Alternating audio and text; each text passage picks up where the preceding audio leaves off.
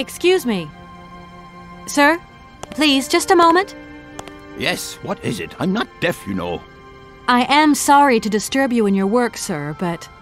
This young Mammothus primigenius is barely 40,000 years old. Fantastic, wouldn't you say, miss? Yes. Probably. What do you mean, probably? I don't know. You don't know? Oh, you don't know, I see. What can I do for you, my dear child? To tell you the truth, I don't know very much about mammoths, and I'm not here as a student. In fact, I'm a lawyer. It's all right. Nobody's perfect. All the same, the study of the Pleistocene period is fascinating. I'm sure it is, but I'm sorry to say my current mission is totally monopolizing my time. Another time, maybe. Ah, that's what they all say. But anyway, let me present myself. I'm Cornelius Ponce, Emeritus Professor and Lecturer at the University of Barrockstadt. I'm proud to say that I'm head of the Department of Paleozoology at our university. Kate Walker. Pleased to meet you. It wasn't really my intention to stop off here, but I'll confess, this university is really very impressive. Ah, indeed. There's such a tradition of learning here. And so much knowledge, a real depth of culture, intelligence, and gray matter. I myself did my studies here and never left. Actually, I'm here because I've been summoned by the rectors of the university. Oh, I see. You must have made a mistake on your enrollment form. Oh, no. I haven't come here to study. I have an important matter of inheritance to attend to. I have to find the heir. And you hope you will find him here? I'm not altogether sure. But you see, my train broke down coming into Barrockstadt Station. In that case, my dear, you must come to one of my lectures. Here's a question for you. Do you know what the Proboscidean order is? The Probo-whatian? You see. There are gaps in your knowledge that need refreshing.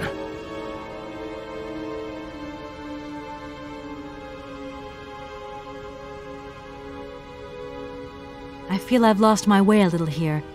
I could really do with your help. Oh, my dear child, you've chosen your moment. I absolutely must finish off my lecture for this afternoon. It's a lecture about mammoths? Oh, yes and no. More specifically, it is about their migration. Do excuse me, I need to concentrate.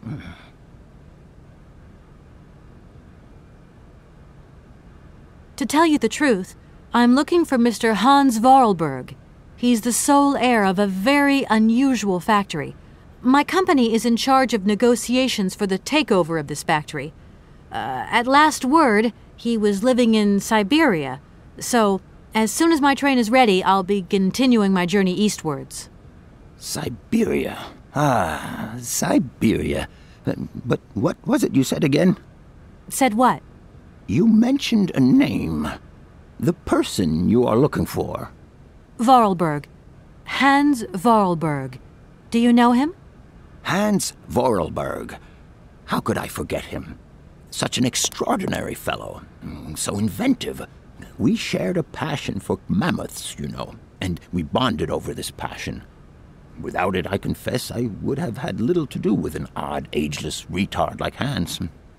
At the time, we were both students. Well, sort of. Put it this way. Hans had special permission to attend paleontology lectures. You see, he didn't really have the necessary qualifications. In exchange, Hans did a few odd jobs around the university. Your Hans Vorarlberg sounds uncannily like the one I'm looking for. I'm not sure, my dear. Hans was above all questions of money and business. Just to imagine him running a factory, perish the thought. Can you tell me a little bit more about him? He was always a mystery to me. He never said very much, and never quite seemed to grasp what you said to him. He expressed himself instead through his incredible mechanical contraptions. His inventions, I admit, have been much appreciated by the university. The few times we really did talk, it was about his strange interest for mammoths and a doll. Some sort of doll that obsessed him. A doll, you say? Yes. He kept talking about it. One day he described it to me. A sort of children's toy. A miniature mammoth mounted by a maut. It appears he found it in a cave not far from his home. The event all sounds very dramatic. His account was slightly confused, but it awoke a great interest in me. What do you mean? To my knowledge, there is only one tribe who made figurines featuring a maut, and that tribe is the Yukols. They live in the farthest reaches of Syberia, and for them, the dolls constituted a sacred object, illustrating one of their central legends. How such a doll made the journey from the frozen Siberian north to a cave in the French Alps is a mystery to me. Even today, it is beyond my comprehension.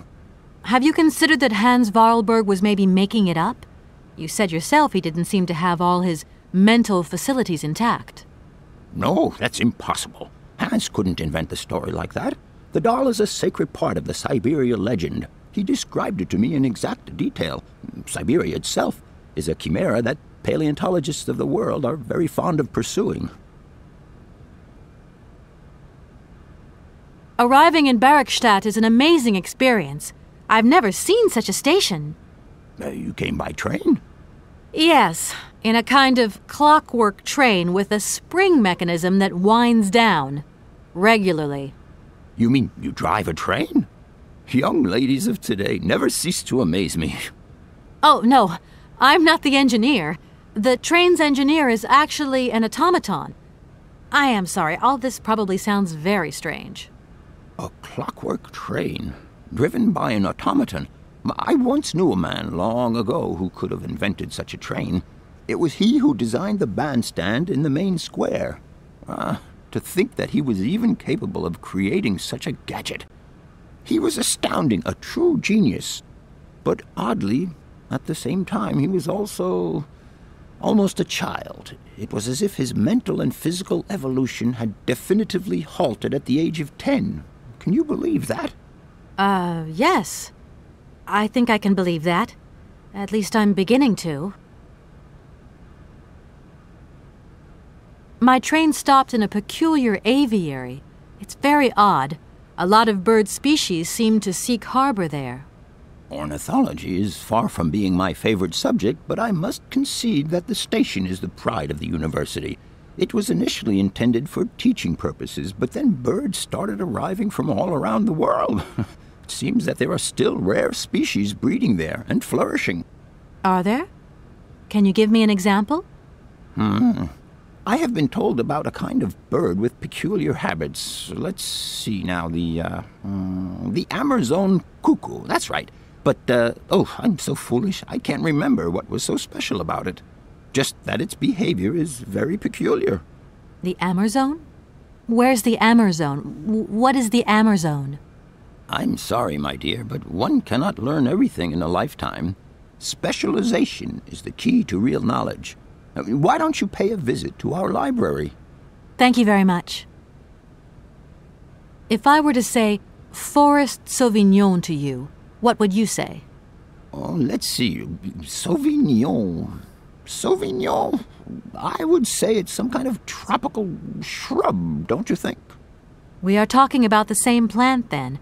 It is a very rare shrub with small, juicy fruits. I found a book about the Amazon, and it says that there are even Sauvignon plants growing right here in Barrikstadt. You wouldn't know where, would you? Amazon Sauvignon plants here? No. No, I don't think there are any. Hardly implausible, but you should ask the station master. He is keeper of the greenhouse at our university, so he could tell you more than me. Oh, thanks very much. I'll leave you in peace. I hope I haven't disturbed you too much. Sorry? No, not at all, my dear child.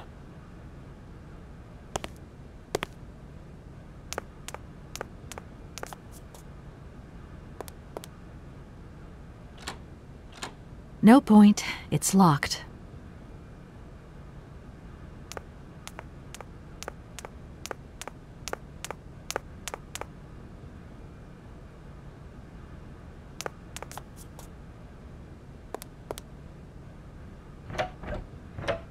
No point. It's locked.